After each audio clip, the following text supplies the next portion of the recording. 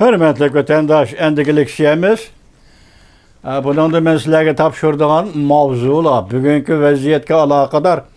Nemi için desiniz, qarasam hemmisi jirik mavzulu, sezgür mavzular iken, bularning hammasini men tayyorlab yetkazamam, ulgurmayman vatandaş bununla. Şunu mavzularni sizlarga topshiraman. Mavzular bilan uning mazmunining bir ekanligini tasavvuringlarga elib, bugungi dunyo vaziyatining nima ekanligini shu nuqtadan ko'rib ola olasizlar. Bugunchi sizlarga 2024-yil 6-oyning 8-kuni haftaga shanba vatandoshlar. Masalan, birinchi bo'lib anglang, Xi Jinping qo'rqib ketdi. Dunyoning vaziyati to'g'risida hozir Tayvan bilan Amerika sezgisi hisob. Amerika harbiy sanoat savdogarlari $100 million mablag' soldi. Tayvanni harbiy qurol-yarog'lar savdo ta'minlash liniyasiga kirishga taklif qildi. Halqiliq paytda 6-oyning 8-kuni YouTube. Amerika Davlat bexatarligi ministri va Jungo jamoat xavfsizligi ministri bilan yana bir qatam ekranda uchrashdi. Davlat olqigan zaharlik chekimliklar masalasi bo'yicha hamkorlikni davomli ilgari surmoqchi bo'ldi mavzuli xabar 6-oyning 8-kuni Amerika ovozining Xitoy til programmasi e'lon qilindi. Amerika Qo'shma Shtatlari Davlat bexatarligi ministrligining ministri Mayr Kass apandi yaqinda Amnesty International xalqaro kechirim tashkiloti e'lon qilgan bir parcha maqolada yoki xabarda Jungo Kompartiyasi hozir Tor ekranda, Tor ya'ni internet ishida aldamchilik qilish bahonasida butun dunyoning har qaysi joylaridan shu aldamchilikqa oid yoki shu aldamchilikqa bog'lanib qolgan jinoyatchilarni yig'ishtirib, aeroplanga qachilab, Jungoga elib ketyapti.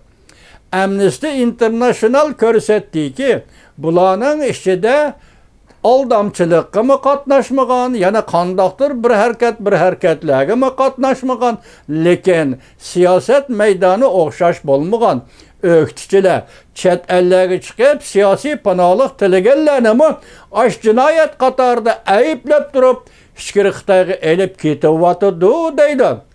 Hurmatli Amerika Qo'shma Shtatlari Davlat bexatarligi ministri Mayr Kass, siz bu yerda hozir faqat zaharlik chekimlik masalasida Jungo bilan hamkorlashib ishlashni, qandaq ishlashni va qandaq oyoqlashtirishni yaxshi bilasiz. Lekin biz sizga bundaq yoki mundaq fikr qilish o'rindagi odamlar emas.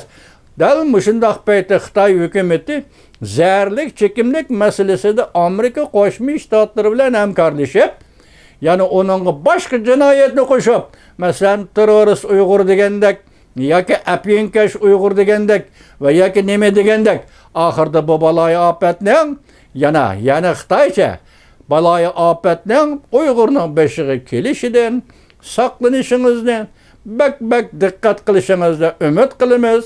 Mayr Kass apandi. Endilikda yana bir xabar vatandaş Shvetsiya Davlat Mudofaa ministri Beijing Janubiy Jungo dengizida Filippinning parxodlari xatarli harakat bilan tahdid soldi ham yer sharining bexatarligiga tahdid soldi deb ko'rsatdi. Mavzuli xabar 6-oyning 8-kuni Amerika ovozining Xitoy til programmasi e'lon qilindi. Amerika Qo'shma Shtatlari prezidenti Joe Biden yana bir xabar. 7 davlat guruhining to'nglatilgan Rossiya kapitalining o'simidan foydalanib Ukrainaga $500 million qarz hisobida pul ajratib berishga qo'shilishini qo'lga keltirmoqchi bo'ldi.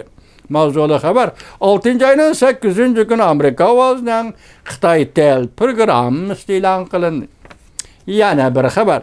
Prezident Amerika Qo'shma Shtatlari prezidenti Joe Biden 2-dunyo urush maydoni iznalarida turib, Ukrainani qo'llash bo'yicha ittifoqlikni saqlashni chaqiriq qildi. Mavzuli xabar 6-oyning 8-kuni Amerika ovozining Xitoy til programmasi e'lon qilindi. Buni ayrim anglashim kerak edi, bugun ulgurmay qoldim. Men mavzuni topshirib turay vatandosh. Atigacha bir nima deymiz, Alloh xolisa. Amerika nima Xitoy tili yuqori xabar, prezident Joe Biden to'g'risida yuqori xabar. Amerika ovozining Xitoy tili programmi 6-oyning 8-kuni e'lon qilindi. Endi yana bir xabar. Prezident Vladimir Putin Ukrainaga yadro qurollari bilan zarb berishning zaruriyati yo'q deb ko'rsatdi. Mavzuli xabar 6-oyning 8-kuni Amerika ovozining Xitoy tili programmasi e'lon qilindi. Amerika Qo'shma Shtatlari prezidenti Joe Biden yana bir xabar. Fransiyada davlat ishlar ziyoratida bo'lgan kunlarda Fransiya prezidenti Macron bilan Ukraina va Isroiliya masalasini muhokama qildi. Mavzuli xabar 6-oyning 8-kuni Amerika ovozining Xitoy tili programmasi e'lon qilindi. Yana bir xabar. Ukraina va Moldaviya Yevropa ittifoqiga a'zo bo'lib kirish suhbatini boshlashga tayyorlik qildi. Mavzuli xabar 6-oyning 8-kuni Amerika ovozining Xitoy tili programmasi e'lon qilindi. Amerikaning Jungoda turishliq bosh elchisi Nikolas Bornes Amerika Jungo munosabati ma'lum tartibda normal holatga keldi. Ikki davlat hamkorligi hargiz asliga kelmaydi. Bu ish Jungo rahbarlarining o'zgarish hosil qilganligiga munosabatlik deb ko'rsatdi. Mavzuli xabar 6-oyning 8-kuni Amerika ovozining Xitoy tili programmasi e'lon qilindi. Bosh elchi Nikolas Bornes Amerika Qo'shma Shtatlarining Jungoda turishliq bosh elchi bu yil 2-oyda nima degan vatandosh? Jungo Kompartiyasi yetakchiligidagi dunyo. Agar shundoq dunyo keladigan bo'lsa, men va Amerika xalqi bundoq dunyoda yashamaydi degan edi. Endi bosh elchi Nikolas Bornes Amerika Qo'shma Shtatlarining Jungo turishliq elchisi debdiki, hozir Amerika Jungo turishga munosabat kerak bo'lgan normal holatdagi munosabatdir. Ammo Jungo Amerika munosabati o'tgan davrga, ya'ni hamkorlik davriga qaytib bora olmaydi. Yana bir xabar. Sobiq banka amaldori Lochi, ya'ni Stephen Roth Hong Kong tugashdi deb ko'rsatdi. Mavzuli xabar 6-oyning 8-kuni Amerika ovozidan Xitoy tili programmasi e'lon qilindi. Yana bir xabar. Jungoda har qaysi yerlik hukumatlar gumron bo'lish garbakiga yetib keldi.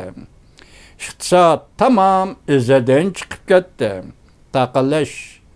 To'xtab qolish dolqini butun mamlakatni qopladi. 1 milliard 400 million xalq qatma-qat qarzga bo'g'ilib qoldi. Iqtisod kuzatgich to'ri 6-oyning 8-kuni yotdi. Nima xabarlarni mavzular bilan mazmun tamoman o'xshash tasavvuringiz qilib, hozirgi vaziyat, Jungoning vaziyati, dunyoning vaziyati, Amerika Jungo munosabatining vaziyati. Bu to'g'rida o'zingiz xulosa chiqara olasiz vatandosh.